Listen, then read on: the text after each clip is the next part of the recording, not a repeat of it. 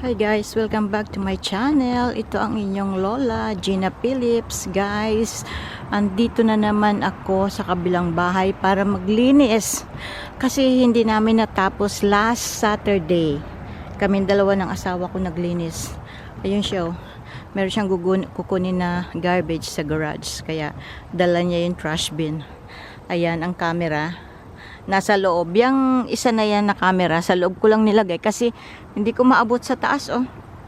Mahirap. Ito naman, oh, ayan na, oh, nakalagay na yung camera na yon. Ayan, dyan sa side na yan. And then, dito na yung isang camera din, oh. Ayun. Ayan.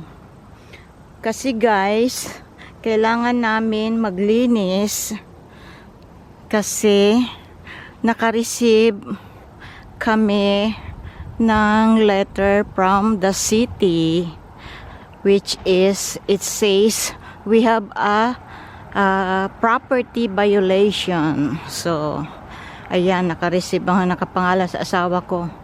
Ayan, dito sa address na to. Ayan, kaya yun, nahirapan kami kasi kami lang dalawa ng asawa ko. Ayan oh, kinat niya yan, pero hindi pa talagang clear. Pero okay lang yung ganyan dito sa loob. Pero yung doon sa sidewalk, sa fence, kailangan talaga ikat talaga. Sabi 8 inches hanggang 8 inches. Ayan, kailangan clear and sidewalk. Yan ang batas dito guys. Ayan, nung last Saturday, ayan. Ayan lang mga kinat ng asawa ko, hindi talaga totally linis. Ako, ang ginawa ko dito, ayan, ito ang nilinis ko. Ayan, ang nilinis ko last Saturday, ayan. Punong-puno na kasi yan ng mga halaman. Ayan ang nilinis ko, tapos dito nagwalis ako. Ayan, so clear na yan dito sa harapan. At saka konti dyan, oh. Konti na yan dyan, ayan, kita na yung ayan. Ayun, doon pa oh, hindi pa namin nakiklear yan. Kaya yung unti-unti namin guys. Yeah.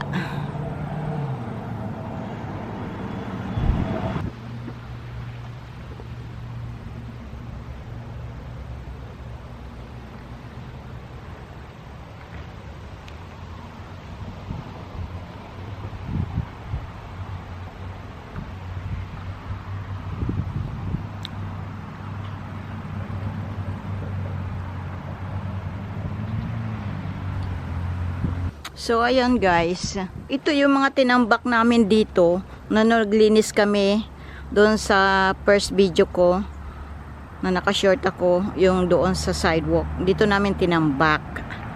Tapos ayan, nag-dry na siya. And then last Saturday, nag-try kami ng asawa ko dito. Ginamit namin yung wooden chipper. Pero guys, hindi siya maganda. Ito oh, yung wooden chipper. Tinakpan lang dito ng asawa ko. Ito yun. Ito yun oh. Ayan. Yung wooden chipper yan. Ayan. Pero guys, hindi ko gusto. Kaya hindi namin tinapos yan gawin chips. Kasi guys, sobrang maingay, tapos hindi maganda yung pagkaka-chips niya. Ayan oh. Ayan lang yung nagawa namin oh. Ayan. Hindi maganda. At saka dry na kasi yung dry na yung mga kahoy na yan, dry na, mahirap na siyang tapos trinay namin dito oh. Sahod dito, lumilipad lang. Ayan oh. Ayan. Ibubuhos ko na lang to. Ayan lang yung nagawa namin last Saturday. So ito guys, ililipat ko doon. Ayaw ko nang gumamit. Alam mo, maraming gamit yung asawa ko. Kumpleto naman siya sa mga gamit. Kaya lang, ito talagang wooden chipper, hindi ko gusto. Kaya hindi namin natapos to last Saturday. Sabi ko, ay tama na yan. Ang hirap. So ayan, kailangan ko linisin yan, tanggalin yan.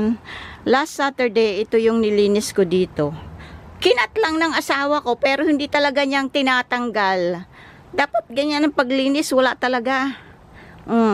Ganyan lang gawa niya, oh. Ikakat lang niya. Meron siyang meron siyang electric saw. Yun ang gamit niya. Hindi niya pinuputol sa pinakadulo, sa pinakapuno. Ayan, tingnan mo siya mag-cut. Ganyan lang. Tutubo rin agad yan eh. Diba? Tutubo rin agad. Kaya gusto ko dapat tatanggalin sa puno ang cut. Ay naku. Ulitin ko yung ginagawa niya. Katulad dito. So, tinanggal ko na rin yan dyan.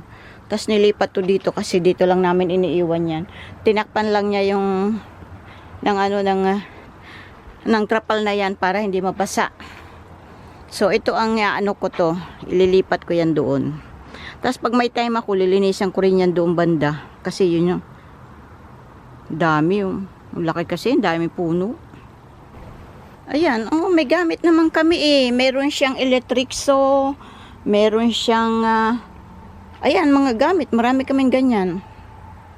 Tapos meron din siyang meron nga rin kaming panglinis sa wall.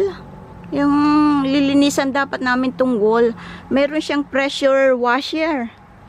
Hindi pa namin nagagamit kasi para malinis nga yung wall. Kaya lang nga kasi wala kaming time. Yan ang huli kong gagawin. Gagamitin namin ng pressure washer para mabilis ang paglinis ng wall na yan. Kasi tingnan nyo, ang dumi na. Pinatay ko muna yung camera dito. Para hindi ako nakukuha ng kukuhaan. Okay guys, samahan nyo ako. Kaya, today is Monday. July 27. July 27. So, I don't have any work today. I don't have work today. So, ito ang gagawin ko. Yung asawa ko, hindi siya pwede. Kumuha lang siya ng trash. Yung trash namin na nasa garage. Para sa pag-pick up this week. At least may laman yung aming trash bin. So, ayan. Tingnan nyo guys. So, marami ng bunga yung yung pears. Yan na naman ang aabangan ko para makapag-harvest ako. Sige guys, samahan nyo ako. Okay? Samahan nyo ako maglinis dito sa aming yard.